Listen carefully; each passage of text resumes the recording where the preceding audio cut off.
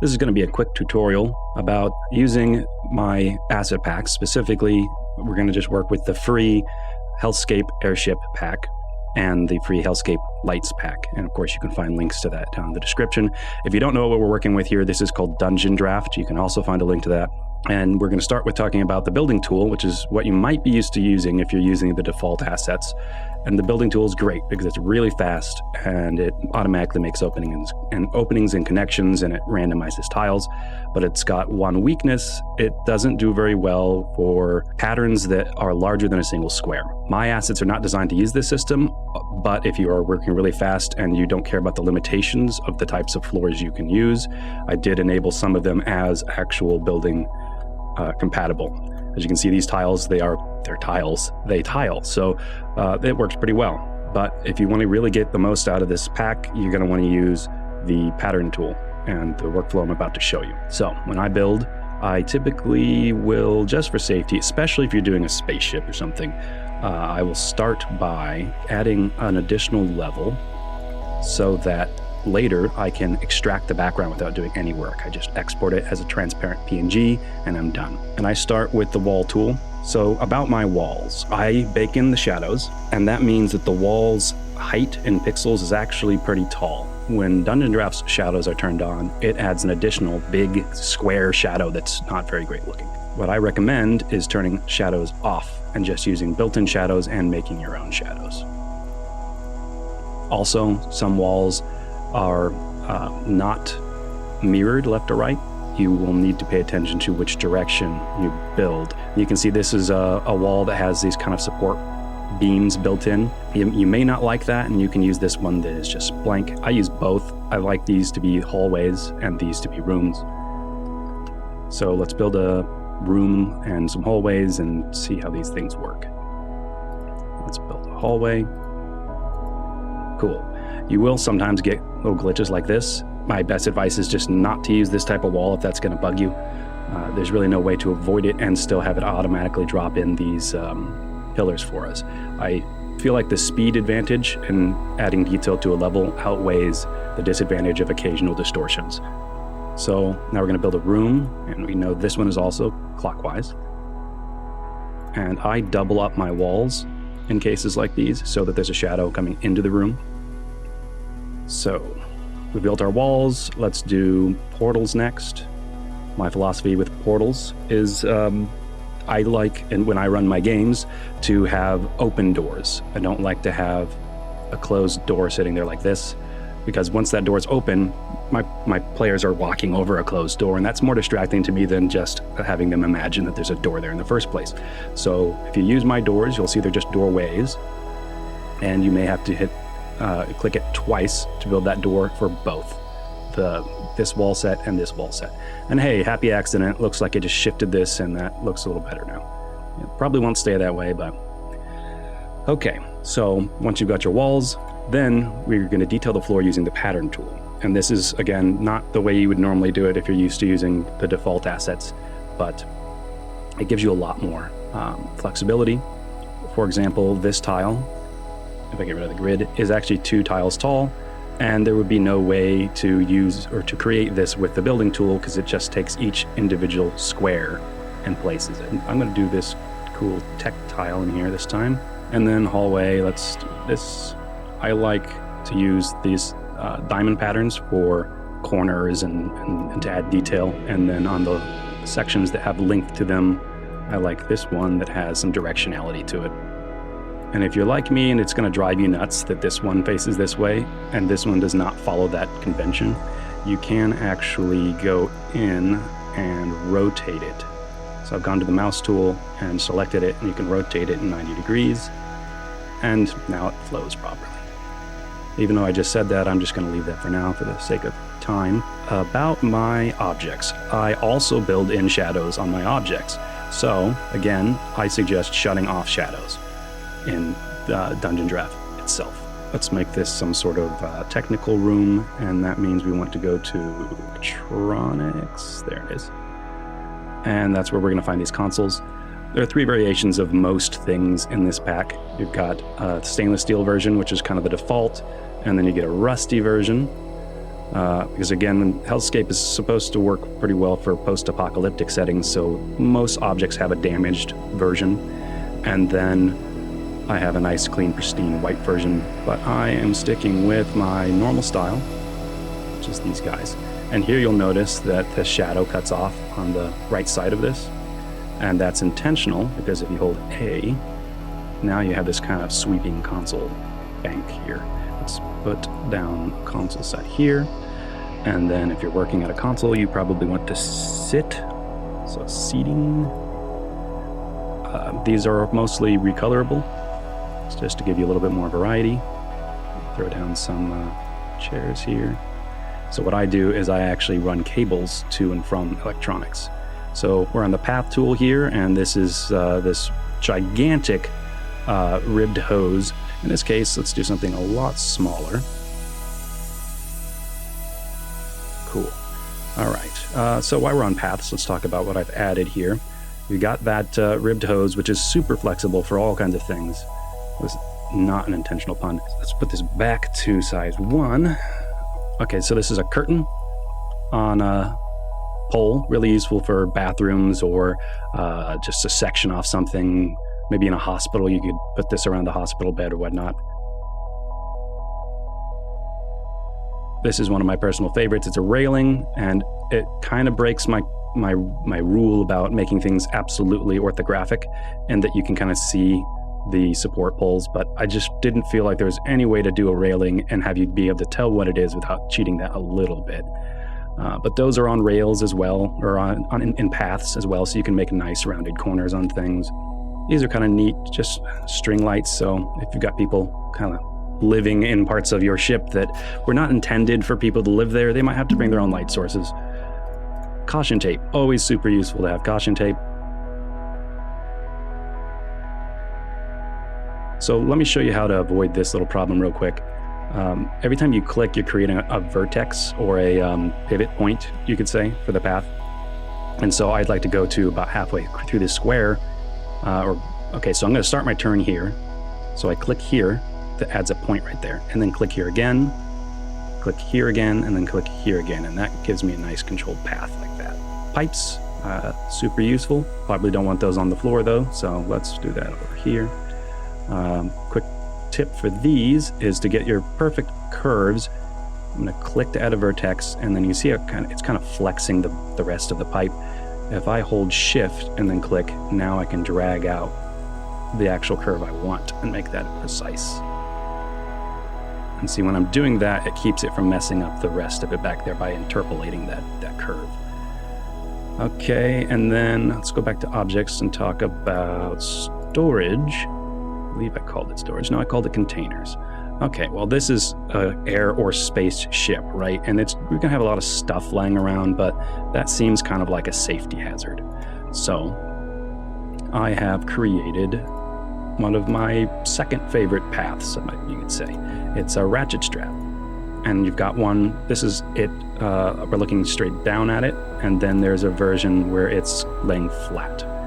And so I like to secure the cargo on my ship with this, and we're gonna need to go over.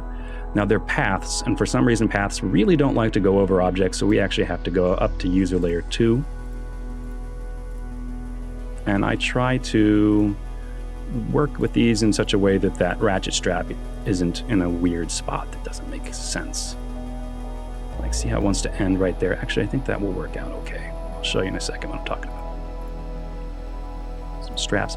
And those look kind of weird, just ending right there. So I have created a ratchet strap end, which I don't remember where I categorized it. So here we go. And so that's supposed to look like some sort of point where it has been anchored to the floor. And I just put those at the end of these. And then if you really want to, you can be extra secure with your cargo and ratchet strap to the wall. Let's just do it with this one, actually. And that comes complete with its own ratchet right there. So you angle that right. Okay, and then the next path to talk about are the shadows. These may or may not be useful to you. It depends on your style and the way you like to design your maps. but I do like to put in a little bit of shading manually. And this is even before we go to the lighting tab. So I'm gonna set fade on and in and out, so it's a nice smooth transition. And then with these, you normally want the smoothness all the way up. If the smoothness is down for any reason and you start to do a turn, you're gonna get a lot of this, and that's undesirable. So with smoothness on, you can avoid some of that. But I don't really use curves a whole lot with these, because my trick is with that fade on, I can just kind of like that. And if you do it right, which I just didn't, you won't end up with bad spots in the corner, and you don't have to worry about these weird artifacts that happen when it starts overlapping over itself. But I've included some of these fade tools in here, and there's several different types. You've got ones that just extend out from a wall so they don't spill over to the next wall. We've got much harsher versions of those, larger versions, and then this double. And the double is still, I think, probably one of the most flexible. So I could come in here and go under layer 1, see if it'll let me do this. And I can add a shadow underneath this pipe really quickly and easily. That's my dog making a bunch of noise.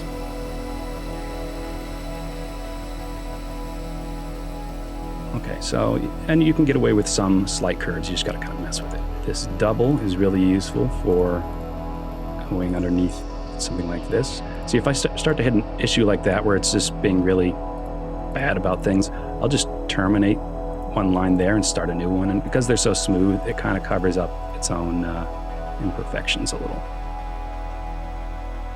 And then also, these are really new and experimental. I haven't even really found a use for them, but I did include some neon lights because, you know, science fiction and cyberpunk and all that, you've got to have, you know, neon lights of some kind. Again, you probably want to start with thickness of 1, and you'll want to, don't want to do fade, I don't think. None. You'll want to use the click, shift, click trick so you can control those curves. And then these, you're going to want to add some motivation to the light when you get to the lighting phase. I don't know what that light's there for, but we'll leave it just as an example. Floor markings, colorable. So maybe it's a restricted area. And maybe you have a reason that people should be cautious around this workstation. So you've got these as an option. And if you're finding that they're, say in this case, it doesn't stand out enough, what you could do is get a dark color, put it here, switch to the version that is a little bit worn and damaged, and go back to my original, and put that on top of it. You could get a fake drop shadow, or you can try to line it up perfectly and get something a little more readable. Okay, here we go. This is the biggest object in the pack. It's kind of a grain silo or a generator or a fusion reactor. You will find it in there in a clean variation and the worn variation that has lots of imperfections and footsteps on it, and people have been patching it, things like that. Let's see, anything else? Storage, we've got some boxes that are colorable. This is the rust one, so it looks kind of funny unless you put it in a rust color. Okay, so I've got steps. I didn't go crazy with the steps. I think there are probably plenty of packs out there that cover these pretty well. So they're just a simple object that tiles appropriately as you go up. And periodically double check which layer you're working on. Otherwise you can end up in a situation where you've got to redo a bunch of stuff. Ask me how I know. So we're going to build a platform up here, and that means we probably want to put the stuff that's going to be underneath it down first. Let's switch to scatter tool. All right, now you can select multiple colors and you can just quickly, shadows off, drop down a bunch of random stuff that's being stored underneath here. You could even select multiple types of containers and just kind of go nuts. There's our clutter, and then do a little bit of advanced work, or work ahead of time, I should say, on shadows. But I know roughly where my platform's going to be. So layer 2 over. I'm just going to throw down some indication that this is lower. And now go into patterns, turn snap back on, and you'll see in patterns that we have some grates. We've got stainless steel. We've got a kind of a rusty version. So I'm going to drop that on top, and now we get to use the railings, and then setting the width back to 1.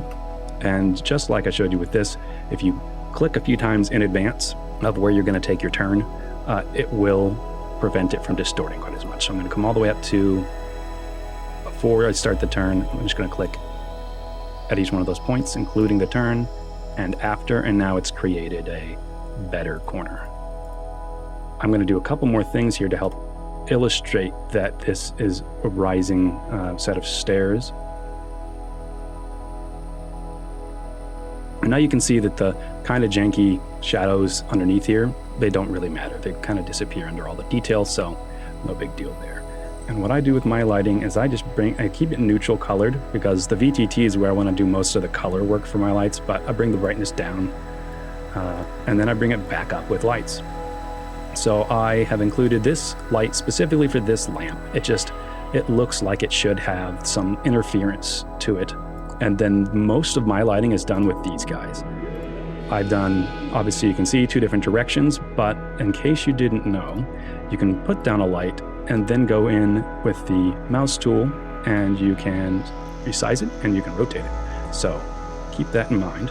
But for the sake of speed, which is always important when you're a DM with very crazy players that go all over the place, you can just pick the one that is closest to the correct alignment and then fix it later if you really have to. So, hallways. How to light a long hallway without just clicking a bunch of times with a circular, light source. That's what these guys are for. I'm using the mouse wheel and I'm scaling them, and I can just throw down one there, and one here, and then in my style, I do this great. For big rooms like this, I like this big square, because I can kind of just turn the intensity down a little bit, and I can just try to show that there's 4 broad fixtures up on the ceiling.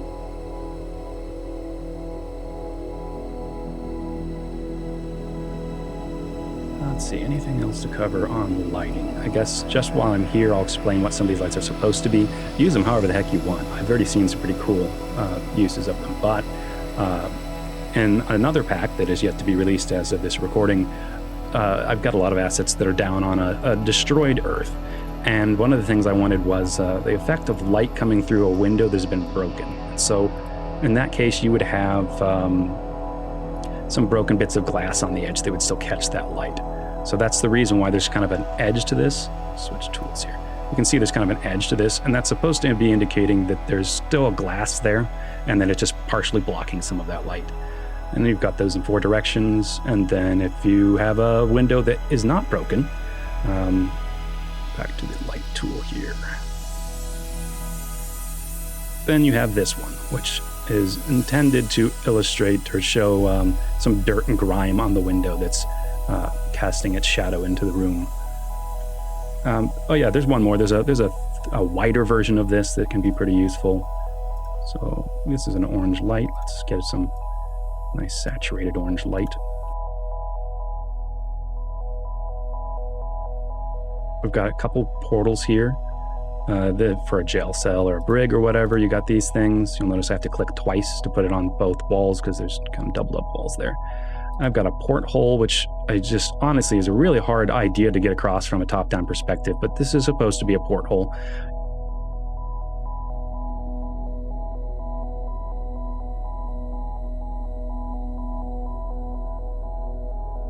Don't forget to check out the assets if you don't have them already. All the links will be down below.